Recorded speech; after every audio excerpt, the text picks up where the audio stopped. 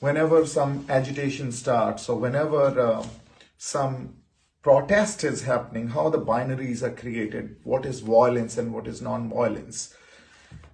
On the 26th of November, when we started from Punjab to come to Delhi, and we've been sitting on the borders of Delhi since past couple months now. On the 26th of November, the intensity and the gravity of this agitation was much more than what it was on the 26th of January. But that was not violent. Nobody felt the violence then because there was no violence. But when, as per your convenience, you had to create a binary and create some issues out of it, media wanted their stories, political parties wanted their issues, then it became a violent protest, or it was a violence. I want to understand what violence was there within the Red Fort. What violence was there when we were going towards our tractor march?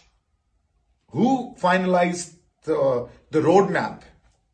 I started where I was at night at 11 o'clock in the morning, because at 7 a.m. I went and slept on the 25th night, and that was not virtually, but 26th morning. I slept for a couple of hours when I started. On the way, I got this information that everyone has reached Red Fort. Now, I want to understand, if everyone was there, and which they were, and I can prove it, all the farmer union leaders were there, so-called social activists were there. Everyone was there. I did not see any violence on the way. Yes, there was a little bit of violence or some incidents elsewhere, but towards Red Fort, there was nothing. There must be some water cannons. There must be a little bit of, breaking the barricades. But that's not called violence. We've done much more on the 26th of November. Why it was never called a violence then? Because it never suited you then. So what is this happening? These double standards, this kind of hypocrisy, where do we get it from? This is how we are going to deal with issues. This is how we are going to deal with social, political, environmental, even for that matter, our physical issues. And what I also want to understand, that in the world of thinkers and the intellectuals, they have been time and again over the period of years writing books that how do you have to analyze and what is the process of analyzing such important social events. But how do we analyze? We always associate it with people because we need somebody to blame. And that's how I was blamed for it. And again, I'm saying, am I a terrorist that I'm booked for? Am I somebody who was provocating somebody? Am I someone who went and damaged or threatened anybody? No, I was handling the situation. The only one face over there. And that's why my people requested me that please come and handle the situation because it can go out of hand. So I went and handled the situation. I can also show, and it is there on my Facebook page, the speech and the words I've spoken from Red Fort. Time and again, I was repeating, be peaceful. We got to sit here. Let's wait for our farmer union leaders. But nobody, they all were outside, but nobody had come in because nobody wanted to take the responsibility. But I can share the speeches which were probably given. I can also share a lot of these meetings which they held with the government of India.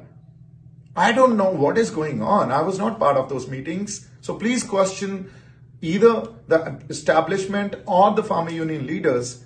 I was the only known face and I handled the situation with a lot of courage, and then I was blamed. This is ridiculous. And thereafter, because earlier I used to talk in Punjabi, but thereafter when I went out of that place, I went and sat on a tractor and started addressing in Hindi because I wanted a national media and people all over the country to hear and know what the truth is. Nobody heard it because it was not a space, because such a propaganda started against me. I do not know. Are we that insensitive? Where is humanity? Who is provocating?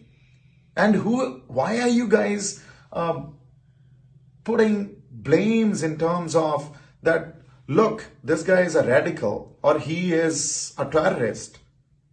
I'm a Sikh, and we've been raised with this principle where it was taught, Manas ki jaat sabbe eko pehchanbo.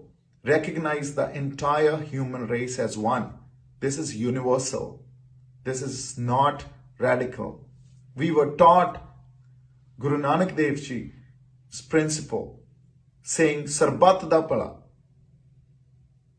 So this is what we believe in. This is how I've been raised. No, we are not radicals. We are not anti-national. We are not terrorists. We were just protesting against a policy which government is implementing, and peacefully since last 6 months. And that's our democratic right. But look at our media, the journalism, how they portrayed everything in a bad light. Because why? They wanted their viewership. They wanted TRP. They were after me to give interviews. I did not give interview to anybody. I gave one, and then after that I decided, no, I'm not going to, because the way they're dealing with it, the way they are portraying the whole thing. And I wanted to point out, especially Mr. Ravish Kumar, I thought you are a responsible man and a responsible journalist, but I'm disappointed the way you dealt with this issue. Did you talk to me? You spoke about me. I was called a traitor. He did not bother to talk to me. Because why? Because their story had to go in the prime time. Such irresponsible behavior. This is the fourth pillar of a democracy, the media. And the political ideologies are running it. You guys have that division, that's a certain probably media houses or group of media belongs to one political party and a certain belongs to another political party. This is how a country works. This is how you guys create a narrative, and then people are forced to believe it, because they'll only know what you'll show. Nobody will show the truth. They'll only show what is selling today. I am seriously amazed and shocked. Where are we going? What kind of future are we building? You think we can shape up a good future for ourselves, for our generations to come? I don't think so. So, and based on 2 photos which were clicked during Mr. Sunny Deol's campaign, one with the Prime Minister, another with the Home Minister. You guys have made me a BJP or RSS man that I've been planted. This is your intellect and your standards. This is how a planted man would work, the kind of issues I have raised. And what was it? An empty flag post.